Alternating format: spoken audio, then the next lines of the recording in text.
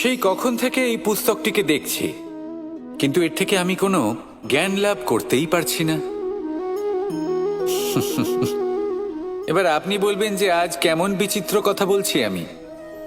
যদি এই পুস্তক থেকে আমাকে জ্ঞান লাভ করতে হয়, তাহলে শুধুই তাকিয়ে থাকলে হবে না।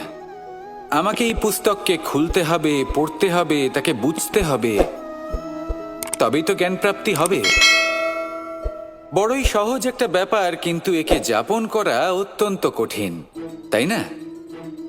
আপনি নিজেকেই দেখে নিন। আপনার কাছে অনেক জ্ঞান রয়েছে। সহজ থেকে সহজতর জ্ঞানের কথা যদি বলি, আপনি এটুকু তো জানেন যে সত্যি কথা বলা ভালো কাজ, দান করা হলো পুণ্যের কাজ। আপনি জানেন যে পরিশ্রম করলে সাফল্য আসবে। এই জ্ঞান তো আমাদের কাছে রয়েছে, এমন অনেক জ্ঞান আমাদের কাছে রয়েছে, কিন্তু আলস্যের কারণে, অবহেলা করে আমরা শুধু এই জ্ঞান প্রয়োগ করতে পারি না, এই জ্ঞান যাপন করতে পারি না, একে আচরণে প্রয়োগ করতে পারি না, সেই জন্য দুঃখী হয়ে যাই। তাই আপনার কাছে যা যা জ্ঞান আছে, যা যা জ্ঞান আপনি লাভ করেছেন, সেই জ্ঞান যাপন করা শুরু করুন, জীবনে প্রয়োগ করতে শুরু করুন। এই মন প্রত্যেকটি মুহূর্তে প্রসন্ন থাকবে, আর লক্ষ্যপ্রাপ্ত করে এই মন বলবে, রাধা রাধা। আমি এইভাবে প্রত্যেক দিন নিজের সাথে কিছুটা সময় অতিবাহিত করি, সুচিন্তা করি, কারণ আমি এটা মনে করি যে আমার প্রতিদ্বন্দ্বী অন্য কেউ নয়, বরং আমি নিজেই। আর আমি চেষ্টা করি যে আমি যেন নিজেকে নিজের থেকে বেশি শ্রেষ্ঠ করে তুলতে পারি। তাই প্রতিদিন আমি আকলন করি নিজের কর্মের, যে কাল আমি কি উচিত করেছি, কি অনুচিত করেছি, যে ভুল আমি করেছি তা আজকে কি করে শুধরে নিতে পারি। যে শ্রেষ্ঠ কর্ম আমি কাল করেছি, আজও সেই শ্রেষ্ঠ কর্ম আমাকে করতে হবে। শুধু এই প্রক্রিয়াতেই আমি নিজেকে শ্রেষ্ঠ ব্যক্তি, শ্রেষ্ঠ রাজা, একজন শ্রেষ্ঠ পিতা, পুত্র করে তুলি। এইভাবেই আমি একজন শ্রেষ্ঠ মানুষ হয়ে উঠি। আপনিও এই কথা মনে রাখবেন যে আপনার প্রতিস্পর্ধা অন্য কারোর সাথে নয়, বরং নিজের সাথে। তাই নিজের কর্মের আকলন করুন, নিজের মধ্যে যে দোষ আছে তা ত্যাগ করুন, নিজেকে শুধরে ফেলুন। এই মন সবসময় সুপ্রসন্ন থাকবে এবং লক্ষ্য প্রাপ্ত করে বলবে, রাধা রাধা। সকলে আমাকে জিজ্ঞেস করেন যে কৃষ্ণ, তুমি সবসময় হাসি মুখে কি করে থাকো, এত প্রসন্ন কি করে থাকো তুমি? এই সমগ্র সংসারে চতুর্দিকে সমস্যা রয়েছে, দুঃখ রয়েছে, তাও হাসি মুখে কি করে থাকো? সত্যি কথাই বটে, এই সংসারে চারিদিকেই দুঃখ রয়েছে, প্রত্যেকের জীবনে সমস্যা রয়েছে। কৃষ্ণের জীবনে একটু বেশি সমস্যা রয়েছে, তাও আমি হাসতে থাকি। কেন? কারণ হলো প্রেম। আমার সমস্ত মনোযোগ কেন্দ্রীভূত থাকে সেই প্রেমের প্রতি যা আমি পেয়ে থাকি। যেমন রাধার প্রেম, দ্বারকার প্রেম, দাদার প্রেম, স্ত্রীর প্রেম, পুত্রের প্রেম, মাতা পিতার প্রেম আদি ইত্যাদি। আমার মনোযোগ এই প্রেমের প্রতি কেন্দ্রীভূত থাকে। আর যখনই আমি এই প্রেমের কথা স্মরণ করি, মুখে দুশ্চিন্তা অথবা দুঃখের আবেগ দেখা অসম্ভব ব্যাপার। শুধু এটাই হলো রহস্য কৃষ্ণের হাসি মুখে থাকার, তার হাসির রহস্য। আপনিও জীবনে এটাই করুন। আপনি জীবনে যে ভালোবাসা পেয়েছেন তার প্রতি মনোনিবেশ করুন। ধন্যবাদ জানান সেই প্রেমকে, ধন্যবাদ জানান সেই সকল ছোট ছোট বস্তুকে যা আপনি জীবনে পেয়েছেন। আমি নিশ্চিত রূপে বলতে পারি যে আপনার সমস্ত জীবন বদলে যাবে। সংকল্প করুন যে আপনি এই জীবনে শুধু প্রেম বিতরণ করবেন।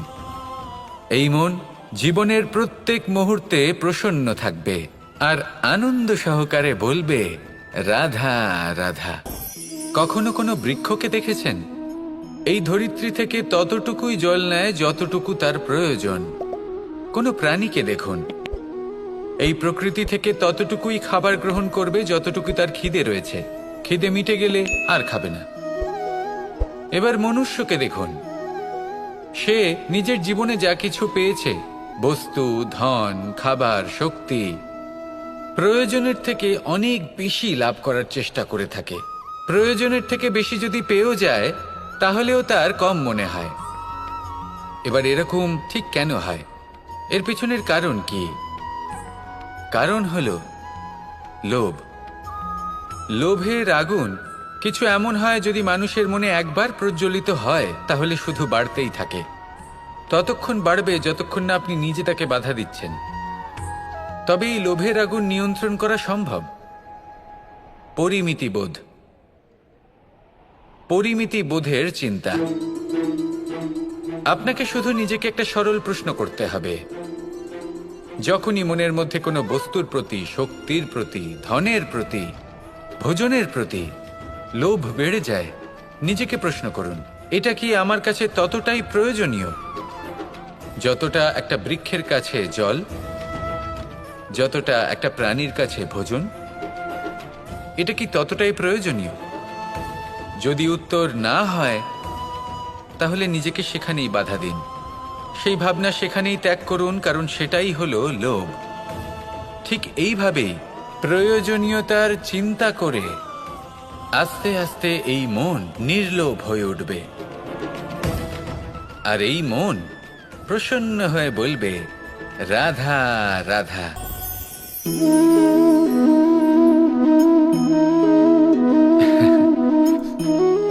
ঘুমের মধ্যে আমরা বিভিন্ন ধরনের স্বপ্ন দেখি, কিছু সুখের, কিছু দুঃখের, কিছু অত্যন্ত ভয়ানক। কিন্তু সত্যি কথা বলতে এর উপর আমাদের কোনো নিয়ন্ত্রণ নেই। কিন্তু আমি এমনও কিছু ব্যক্তিকে দেখেছি যারা খোলা চোখে স্বপ্ন দেখেন এবং তা যাপন করেন। নিজেদের একটা আলাদা স্বপ্নের নগরী আছে ওনাদের, সেখানেই জীবনযাপন করেন। আসল বাস্তবটা কি তাতে ওনাদের কিছুই যায় আসে না। এমন কিছু মানুষ আছেন যাদের কাছে বিন্দুমাত্র জ্ঞান নেই, সে না হয় ঠিক আছে, কিন্তু জ্ঞান এমনভাবে প্রদান করবেন যে মনে হবে সংসারের সমস্ত জ্ঞান তাদের কাছেই রয়েছে।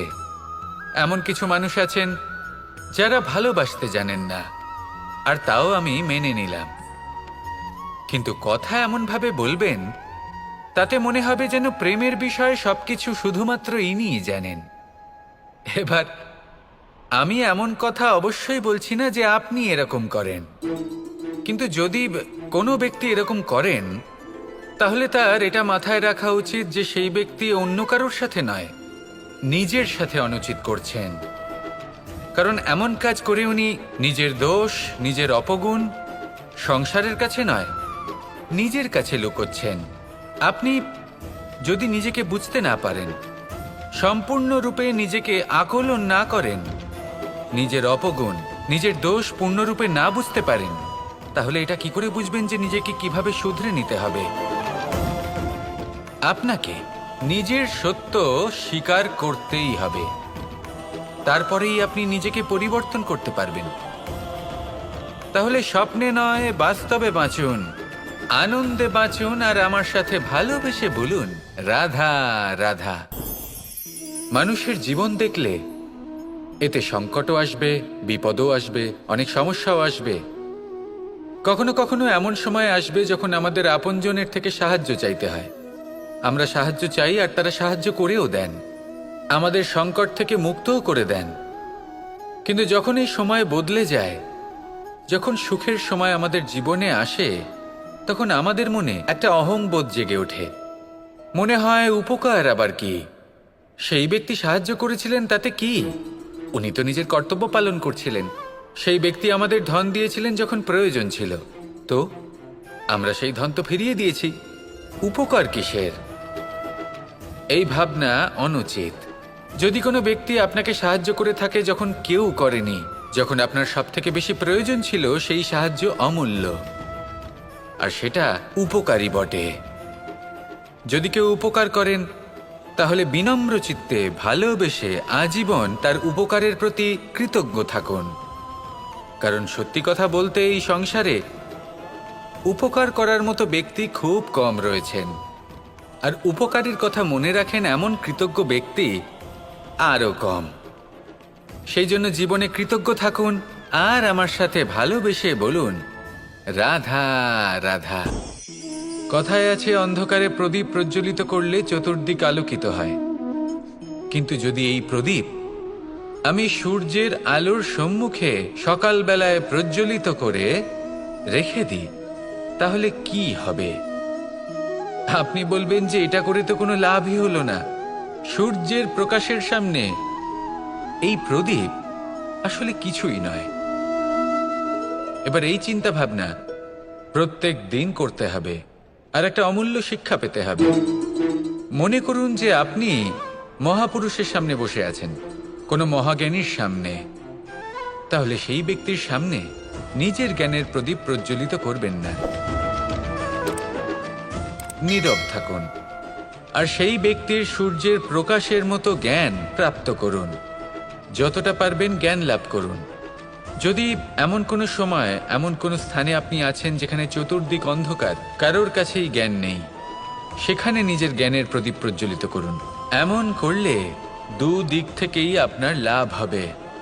আপনার জ্ঞান প্রাপ্তিও হবে, আর জ্ঞানের সঠিক প্রয়োগও করতে পারবেন। আর এই মন প্রসন্ন হয়ে বলবে, রাধা রাধা। আমি রাধাকে ভালোবাসি, আর এই কথাটা সমগ্র সংসার জানে। আর সময় অন্তরে লীলার দ্বারা, বিভিন্ন ঘটনা দ্বারা, কর্মের দ্বারা আমি নিজের এই ভালোবাসা রাধার সামনে প্রকাশ করি। এবার আপনি বলবেন, এসবের কি প্রয়োজন? রাধা কি এই কথা জানে না যে কৃষ্ণ তাকে কতটা ভালোবাসে? অবশ্যই জানে, কিন্তু এই যে ভালোবাসা, তা মনে রেখে দেওয়ার জন্য নয়, তা প্রকাশ করার জন্য। আর বারংবার এই ভালোবাসাকে প্রকাশ করা উচিত, উচিত সময় এবং উচিত সুযোগ দেখে। কিরকম? এবার যদি আপনি প্রেমীর সাথে কোনো উৎসবে থাকেন, তাহলে তার সাথে নৃত্য সঙ্গীত করুন। যদি ভিড়ের মাঝে থাকেন, তখন প্রেমীকে সম্মান করুন, একান্তে প্রসাধন করুন। দুঃখের সময় তার হাত ধরে থাকুন, সুখের সময় আলিঙ্গন করে রাখুন। এই প্রেম যত প্রকাশ করবেন, ততই এই প্রেমের বৃদ্ধি হবে। এই প্রেম আরো বেশি গভীর হবে, অটুট হবে। তাই এই প্রেমকে মনে নয়, আপনার জীবনে স্থান দিন। মন খুলে প্রকাশ করুন, আর আমার সাথে ভালোবেসে বলুন, রাধা রাধা। এবার ধরুন আমাকে দ্বারকা থেকে হস্তিনাপুর যেতে হবে, আর পথে আমি প্রত্যেকটা এমন স্থানে দাঁড়াচ্ছি যেখানে আমার মন আপ্লুত করার মতো কোনো দৃশ্য দেখতে পাচ্ছি, বা কোনো ব্যক্তিকে দেখতে পাচ্ছি, বা কোনো প্রসঙ্গ দেখতে পাচ্ছি, বা কোনো নাটক দেখতে পাচ্ছি। তাহলে কি আমি কখনো হস্তিনাপুরে উচিত সময়ে পৌঁছতে পারবো? কখনোই নয়। মানুষকেও ঠিক এই কথাটাই মাথায় রাখতে হবে। মানুষ মনের মধ্যে একটা লক্ষ্য স্থির করেন, সেই পথে অগ্রসর হয়ে পড়েন। এবার সেই পথে এগোতে এগোতে অনেক মানুষজন, অনেক ঘটনা, অনেক সমস্যা চলে আসে, যার ফলে তার মন বিচলিত হয়ে পড়ে। যদি মন বিচলিত হয়ে যায়, তাহলে লক্ষ্যের প্রতি কিভাবে একাগ্রচিত্ত হবেন? সেই জন্য অত্যন্ত আবশ্যক যে আপনি সময়ের সদ্ব্যবহার করুন সেই পথে চলার জন্য। সেই পথে সামনে এগোতে থাকুন, চোখ থাকবে শুধু লক্ষ্যের দিকে। যখনই আপনি বুঝবেন যে আপনি লক্ষ্যভ্রষ্ট হচ্ছেন, আবার সেই পথে নিজেকে টেনে আনুন। ঠিক এইভাবেই এগোতে থাকুন, সাফল্যের শিখরে গিয়ে পৌঁছন, আর সেখানে গিয়ে আনন্দের সাথে উচ্চ স্বরে বলুন, রাধা রাধা। কি অমূল্য, কি সুন্দর এই রত্ন! এবার ভেবে দেখুন, যদি আমি এই রত্নকে ব্যবহার করি আখরোট ভাঙার জন্য, তাহলে কি হবে? বা ভেবে দেখুন, এই রত্ন নিয়ে আমি যদি বন্ধুদের সাথে খেলা করতে শুরু করে দিই, তাহলে কি হবে? আপনি তো হাসবেন আমার ওপর। আপনি বলবেন, এত অমূল্য একটা রত্ন, এর দ্বারা কত দুঃখ দূর করা সম্ভব। এই মূল্যবান রত্নের আমি অপব্যবহার করছি। একদম ঠিক বলেছেন, আমি মেনে নিচ্ছি।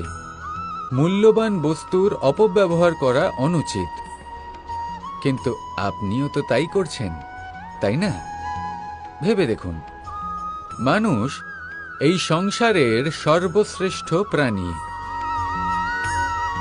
আর মানুষের এই শরীর সব থেকে মূল্যবান রত্ন। এবার এর সাথে আপনি কি করছেন?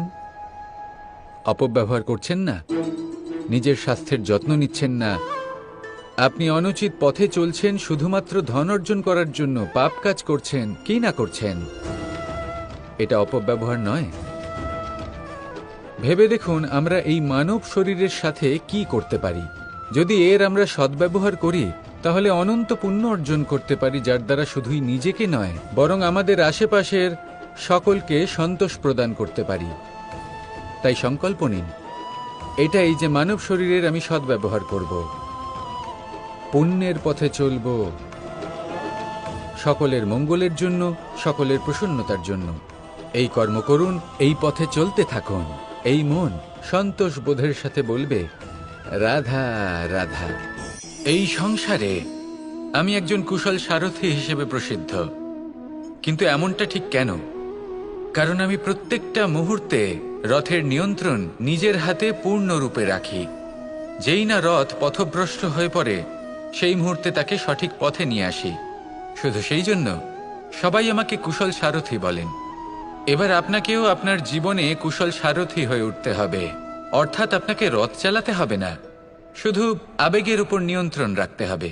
কখনো কখনো জীবনে এমন কাজ আসে যেখানে মন রসবোধ খুঁজে পায় না, তখন মন বারংবার সেই পথ থেকে সরে যায়, সেই পথ থেকে বিচলিত হয়ে মন অন্যদিকে চলে যায়।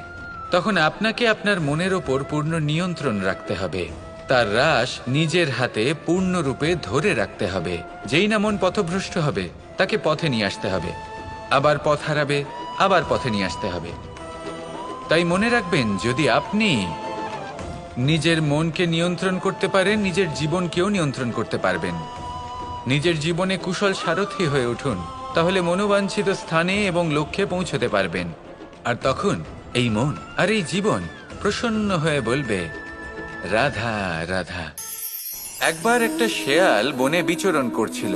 ও একটা ছোট্ট শাবক দেখতে পেল। ও ভাবলো, আজ একেই আমি খাবার হিসেবে গ্রহণ করব। আশেপাশে দেখলো কেউ দেখছে না, তো কেউ ছিল না, আর সেই শাবকের ওপর আক্রমণ করলো, যা হলো একটা ঘোর অপরাধ। বনের নিয়ম অনুসারে আপনি কখনোই শাবকের ওপর আক্রমণ করতে পারেন না।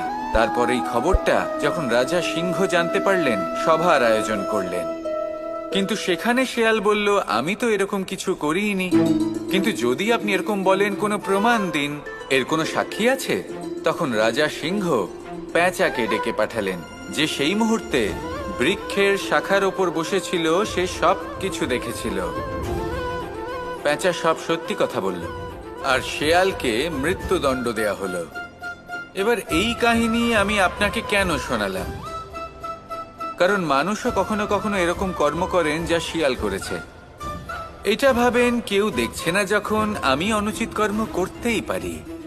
কিন্তু না, আপনি যাই করুন না কেন, কেউ না কেউ অবশ্যই তা দেখছে। কোনো ব্যক্তি না হলেও কোনো প্রাণী, না হলে কোনো যক্ষ বা দেব বা প্রেত। যদি এনারা কেউ না দেখেন, তাহলে ধরিত্রী মাতা দেখেন, যেখানে দাঁড়িয়ে আপনি সেই কর্ম করছেন, তাই না?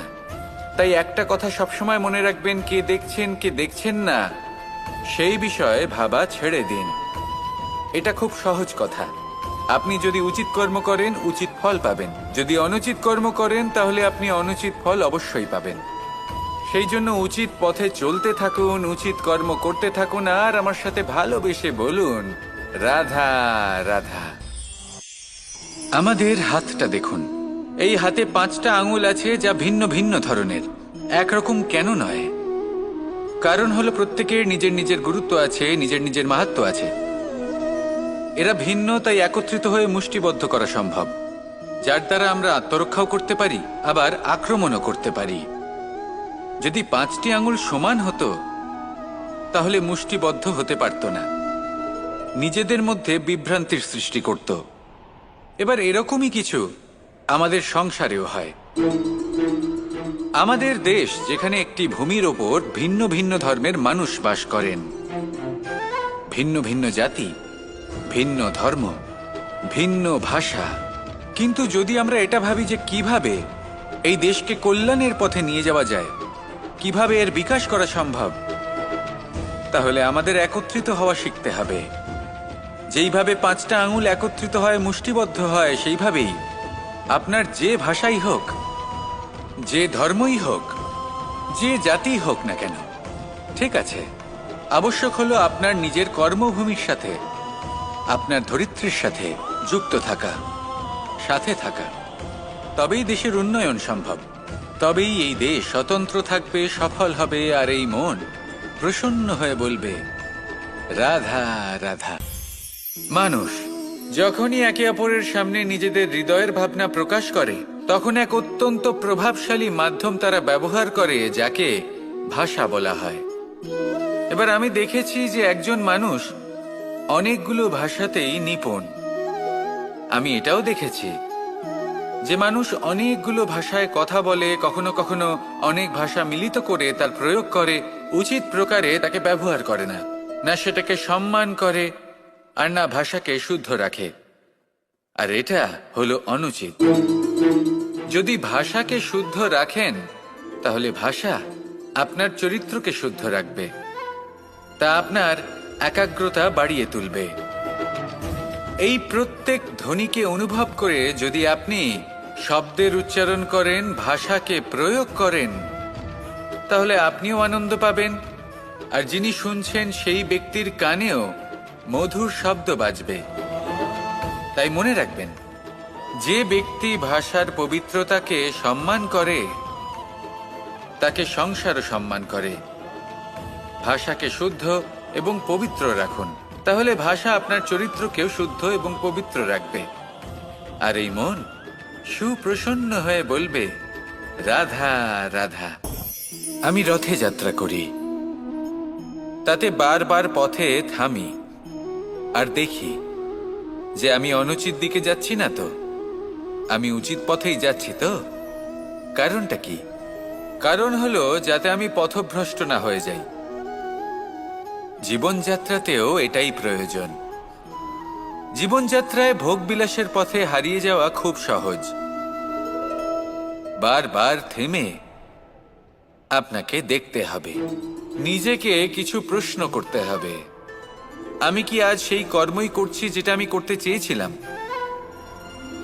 আমি কি আজ সেই জীবন যাপন করছি যেমন আমি যাপন করতে চেয়েছিলাম? যদি এই প্রশ্নগুলোর উত্তর হ্যাঁ হয়, তাহলে এগোতে থাকুন, নয়তো থেমে যান এবং বিচরণ করুন। মনে রাখবেন, এই সংসার অত্যন্ত জটিল, আর এতে হারিয়ে যাওয়া অত্যন্ত সরল। সেই জন্য নিজে থেকে বারবার থামা এবং জীবন চিন্তন করা অত্যন্ত আবশ্যক। তাহলে সেটাই করুন, আর আমার সাথে ভালোবেসে বলুন রাধা রাধা। এই ফল কি তা বলার কোনো প্রয়োজন নেই, এই ফল কতটা সুস্বাদু সেটাও বলার কোনো প্রয়োজন নেই। ধরুন এমন কোনো মানুষ আসলেন যিনি জানেন না এটা কোন ফল। তিনি এটা দেখে ভাববেন এ তো কাঁটার একটা গুচ্ছ মনে হচ্ছে, নিয়ে ফেলে দেবেন। সেখানে দ্বিতীয় কোনো ব্যক্তি যিনি বুঝদার, তিনি দেখবেন, ভাববেন যে প্রকৃতি এর গায়ে এত কাঁটা কেন দিয়েছে? অবশ্যই সুরক্ষার জন্য দিয়েছে, অর্থাৎ ভিতরে অবশ্যই অমূল্য কিছু রয়েছে। সেই ধরনের ব্যক্তি এই ফলের অন্তরে প্রবেশ করেন এবং এই ফলের আনন্দ উপভোগ করেন। এরকমই কিছুটা আমাদের সংসারেও আমরা দেখতে পাই। প্রত্যেকদিন আমরা নতুন নতুন মানুষের সাথে পরিচিত হই। এমন কিছু ব্যক্তি থাকেন যাদের সাথে প্রথম আলাপের পর আমাদের এটা মনে হয় যে এই ব্যক্তিকে দেখে একটু রাগী ব্যক্তি মনে হচ্ছে, বড়ই অহংকারী বোধ হচ্ছে, উদ্ধত মনে হচ্ছে। বেশিরভাগ মানুষ প্রথম আলাপের পরে তাদের সাথে দূরত্ব বজায় রাখবেন, কিন্তু যিনি বুঝদার ব্যক্তি তিনি ভাববেন যে এই ব্যক্তি এমন কেন করছেন। হয়তো সুরক্ষার খাতিরে এই ব্যক্তি নিজেকে এরকম করে তুলেছেন যাতে অন্য কোনো ব্যক্তি এসে ওনার সময় নষ্ট না করেন, ওনার আবেগের সাথে ছলনা না করেন, খেলা না করেন। হয়তো অতীতে এমন কোনো ঘটনা ঘটেছে যার জন্য এই ব্যক্তি কিছুটা এরকম হয়ে গেছেন। এমনই একজন ব্যক্তি সেই ব্যক্তির মনের গভীর পর্যন্ত পৌঁছতে পারেন, আর সেখান থেকে শুভ গুণগুলিকে বাইরে বের করে আনতে পারেন। এরকমই ব্যক্তি হয়ে উঠুন, এমন বুঝদার ব্যক্তি হয়ে উঠুন যিনি সামনের ব্যক্তির খারাপ গুণগুলিকে অবহেলা করে হৃদয়ের অন্তঃস্থল থেকে শুভ গুণগুলিকে প্রকাশিত করে এবং সেই ব্যক্তিকে দেখাতে পারে। এমন ব্যক্তি হয়ে উঠুন যিনি নিজের জীবনকেও সফল করে তোলেন এবং অন্যের জীবনকেও। আসুন আমার সাথে ভালোবেসে বলুন রাধা রাধা। আপনি অবশ্যই কোনো গাছ দেখে থাকবেন যেখানে অনেক ফল রয়েছে। সেই গাছের ডালগুলি নিজে থেকেই নত হয়ে যায়। কেন? যাতে মানুষ, প্রাণী এরা সকলে যাতে সেই ফল খুব সহজে গ্রহণ করতে পারেন। এটাই হলো প্রকৃতির শিক্ষা, এটাই হলো প্রকৃতির নিয়ম। মানুষেরও কিছুটা এরকমই হওয়া উচিত। যদি আপনি সাফল্যের চরম সীমায় পৌঁছে যান, অনেক বেশি ধন অর্জন করে ফেলেন, তখন মনে রাখবেন যে আপনি যেন অহংকারী না হয়ে পড়েন। বিনম্র থাকতে হবে। সেই ধনকে ব্যবহার করতে হবে উচিত কাজের জন্য। সেই ধনের দ্বারা সমাজের মঙ্গল করা উচিত। সকল মানুষকে সাহায্য করা উচিত যাদের ধনের অভাব আছে। যদি ধনী হওয়া সত্ত্বেও আপনি ধনের সদ্ব্যবহার এই সমাজের মঙ্গলের জন্য, তার ভালোর জন্য না করেন, যদি আপনি ধন দান না করেন, তাহলে এই ধন অহংকার রূপী বিষে পরিণত হয়ে আপনাকেই নাশ করবে। তাই ফলে ভরা গাছের মতো নত হয়ে থাকুন, বিনম্র হয়ে থাকুন, দান করুন, আর আমার সাথে ভালোবেসে বলুন, রাধা রাধা। আমি অনেক সংখ্যক মানুষকে দেখেছি, তাদের কাছে অত্যাধিক জ্ঞান আছে, শিল্প আছে, ধন আছে, কীর্তি আছে, কিন্তু তারা এই সব কিছু নিজেদের কাছেই রাখেন, এই সমাজে বিতরণ করেন না। কারণ হলো ভয়। ওনাদের মনে হয় যে যদি আমি এই সব কিছু সমাজে বিতরণ করি, তাহলে সমাজ আমার শিল্প হোক, ধন হোক, জ্ঞান হোক, কীর্তি হোক, সবকিছু চুরি করে নিয়ে যাবে, আর তার বদলে আমি কিছুই পাবো না। এটা কিন্তু সত্য নয়। সত্য হলো এটাই যে যদি আপনি নিজেকে এই সংসারের প্রতি সমর্পিত করেন, তাহলে এই সংসার আপনার প্রতিও সমর্পিত থাকবে। আপনি শুধু ধন, জ্ঞান, কীর্তি, সম্মান পাবেন তাই নয়, বরং এই সমাজ আপনাকে নিজের চোখে হারাবে, মনের মধ্যে স্থান দেবে। তাই এই ভয় ত্যাগ করে দেখুন কিভাবে এই সমাজ আপনাকে প্রেম সমর্পণ করে। আসুন আমার সাথে ভালোবেসে বলুন, রাধা রাধা। এগুলো হলো নিম পাতা। যদি এগুলো চেখে দেখেন, তাহলে মুখ বিকৃত হবে। এগুলো কি তেঁতো খেতে, হে নারায়ণ! এর থেকে বেশি তিক্ত সংসারে আর কিছুই হতে পারে না। হয়তো আপনি এগুলো ফেলেও দেবেন, কিন্তু যদি এই স্বাদের ঊর্ধ্বে উঠে এই নিমের বিষয়ে আপনারা জানতে চেষ্টা করেন, তাহলে আপনি জানতে পারবেন যে এই নিম কতটা বেশি গুরুত্বপূর্ণ, কত গুরুত্বপূর্ণ ওষুধ, আর আমাদের শরীরের জন্য কতটা বেশি লাভজনক। এই নিম, এর মধ্যে অনেক রোগের উপশম নিহিত রয়েছে। এবার জীবনে আমরা বিভিন্ন মানুষের সাথে পরিচিত হই, নেত্র দ্বারা তাদের দেখি, কিন্তু তাদের আমরা খুব একটা পছন্দ করি না। সেক্ষেত্রে আমাদের কি করা উচিত? অন্তর মন দিয়ে তাদের দেখা উচিত। ওনাদের রূপ রং নয়, ওনাদের ব্যবহার, ওনাদের গুণাবলী দেখা উচিত। কারণ হতে পারে ঠিক যেমন নিম পাতা বাস্তবে খুব তেঁতো কিন্তু আমাদের শরীরের পক্ষে লাভজনক, সেইভাবেই এইসব মানুষ যাদের দেখলে আমাদের ভালো লাগে না, যাদের রূপ রং আমাদের পছন্দ হয় না, হয়তো সেই মানুষগুলোই আমাদের জীবনকে পূর্ণরূপে পাল্টে দিতে পারেন। হতে পারে তাদের মধ্যে এমন ক্ষমতা রয়েছে, আমাদের সুখ, শান্তি, প্রেরণা প্রদান করতে পারেন, আমাদের দুঃখ হরণ করতে পারেন, আমাদের পথ দেখাতে পারেন। সেই জন্য যখনই কোনো ব্যক্তিকে দেখবেন, চর্মচক্ষু নয়, অন্তর্মন দিয়ে দেখবেন, রূপ রং নয়, গুণাবলী দেখবেন, মানুষকে আরো ভালোভাবে বুঝতে পারবেন, আর এই মন প্রসন্ন হয়ে বলবে, রাধা রাধা। এই সংসারে সবাই বলেন, আমি অর্জুনের মতো হয়ে উঠতে চাই। সবাই চায় যে তারাও যেন অর্জুনের মতো গান্ডীব লাভ করে। তারাও চায় যে তাদেরকেও মহাদেব এসে পশুপতি অস্ত্র দান করবেন। তারাও এটাই চায় মহাভারতের মতো মহাসংগ্রামে বিজয়ী হতে। কিন্তু সবাই ভুলে যান যে অর্জুন যা হতে পেরেছিলেন সবকিছুই অর্জন করেছিলেন। যদি আপনিও অর্জুনের মতো গান্ডীব লাভ করতে চান, তবে আপনাকেও তার মতোই শ্রেষ্ঠ কাঠ নির্বাচন করতে হবে। সেই কর্ম আপনাকেই করতে হবে। তার প্রত্যঞ্চা যাতে তীব্র হয়, তার জন্য আপনাকে সর্বশ্রেষ্ঠ দড়ি খুঁজে বের করতে হবে। আপনার বাণ যাতে ঘাতক হয়, সেই জন্য আপনাকে নতুন নতুন ধাতু খুঁজে বের করতে হবে। সেই শিক্ষা আপনাকে লাভ করতে হবে, তবেই আপনার ইচ্ছে পূর্ণ হবে। অর্জুন হওয়া বড়ই সরল, যদি আপনি কিভাবে অর্জন করতে হয় তা জানেন। শুধুমাত্র স্বপ্ন দেখেন যারা, তারা কখনোই অর্জন করতে পারবেন না। কিন্তু যদি কেউ অজ্ঞাতবাস ভোগ করতে পারে, যদি কেউ লাক্ষাগৃহ থেকে পালিয়ে বাঁচতে পারে, যদি কেউ কঠোর তপস্যা করতে পারে, প্রতীক্ষা করতে পারে এবং পরিশ্রম করতে পারে, তাহলে সে অর্জুন অবশ্যই হয়ে উঠবে। যদি আপনি অর্জুন হয়ে উঠতে চান, তাহলে কর্ম করতে শিখুন আর আমার সাথে ভালোবেসে বলুন, রাধা রাধা।